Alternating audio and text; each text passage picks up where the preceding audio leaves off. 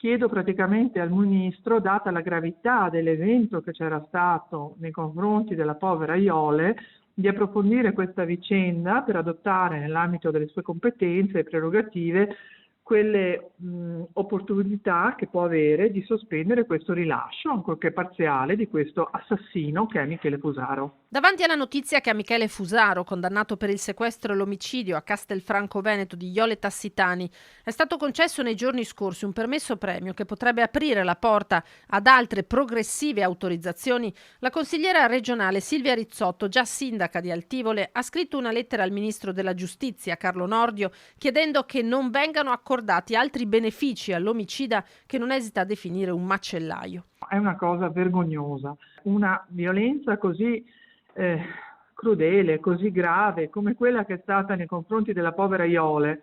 Io spero che non possa più succedere, perché quello che manca da noi in Italia è proprio una certezza della pena e dei reati che devono essere colpiti e sanzionati in maniera forte. Non è possibile che un assassino del genere venga condannato a soli 30 anni e dopo 15 anni possa uscire con permessi premio. La prima uscita dal carcere del falegname bassanese, anche se per sole 10 ore, ha scosso profondamente la famiglia Tassitani. Un dolore che si aggiunge al dolore che segue di un paio di mesi la morte della madre di Iole, Marisa. La medesima indignazione dei Tassitani si legge nella missiva di Rizzotto. È un ennesimo esempio che la giustizia in Italia è un po' opinabile, ecco, non c'è certezza della pena. Cioè lui l'ha fatta a pezzi, l'ha nascosta nel frigo. Cioè è inaccettabile una cosa del genere, in tutta coscienza.